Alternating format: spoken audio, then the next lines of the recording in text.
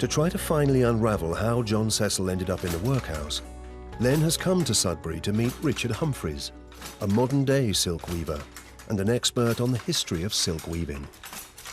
My ancestor, John Cecil, he's a weaver. He's 21 years old, he's just been up to the Guild Hall and got his freedom of the city and so on.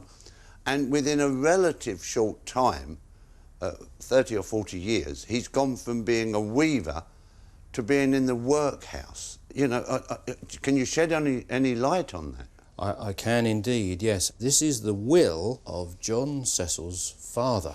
Daniel. This is Daniel Cecil's will. Now, he has a good innings. He lives until he's 83. He was a man of some wealth. Interestingly enough, he leaves 2 properties to John Cecil in Bethnal Green, which really ensures that John Cecil's got a good future ahead of him. So here he is. Daniel Cecil passes away.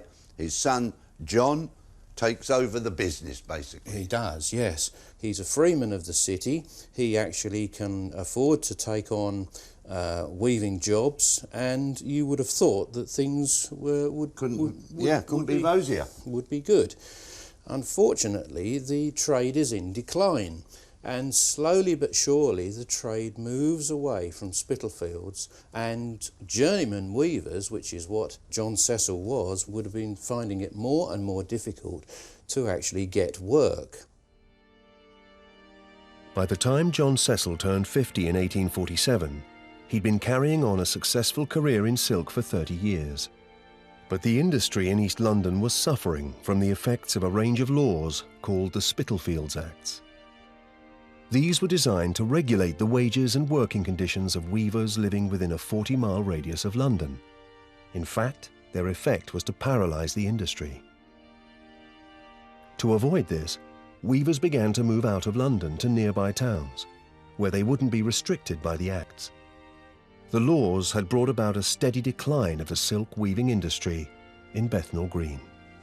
So old John Cecil has got 2 properties that his dad has left him. Yes. That were set up to be weaving cottages. Yes, we assume that he'd got weavers in those cottages that he could no longer offer any work to, so they couldn't actually pay him any rent. And really it's a poisoned chalice that he's got, because we see in this particular document that by 1855 John Cecil is forced to sell his properties. He no longer can sustain them. He's not able to actually find even a job for himself, and he's a fellowship porter. A docker. He becomes a labourer on the docks. He's a labourer on the docks, and he can't get enough work at this time to be a weaver. In 1860, just a few years after becoming a docker, John Cecil's chances of ever returning to the silk trade were dashed. A treaty was introduced between the French and British governments to remove import and export taxes on a wide range of goods.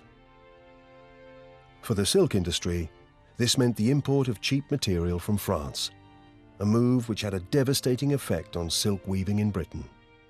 For John Cecil, worse is to come, because our 1861 census record here records that he's one of 10 people here in a lodging house. So he's lost all his property, he's on his own, none of his family here, and he's in a doss house, basically. Yeah.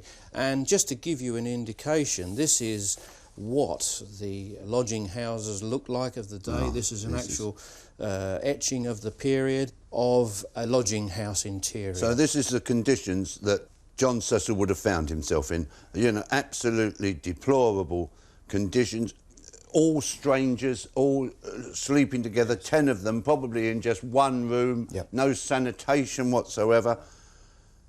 It's just incredible, especially when you think that it wasn't far back that he owned 2 homes and he was a freeman of the city and doing very well, and then he comes down to this degraded situation, yes.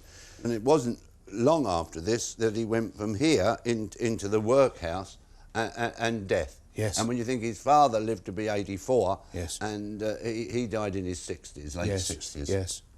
Yes, it's no wonder when you look at the conditions that they had to live in.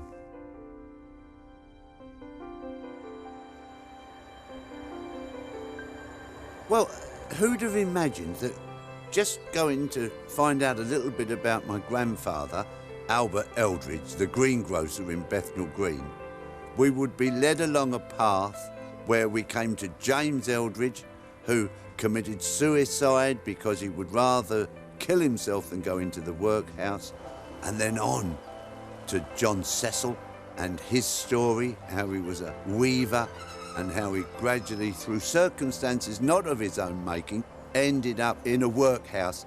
You know, it's tinged with sadness and, in a way, pride as well, that they worked so hard and struggled on.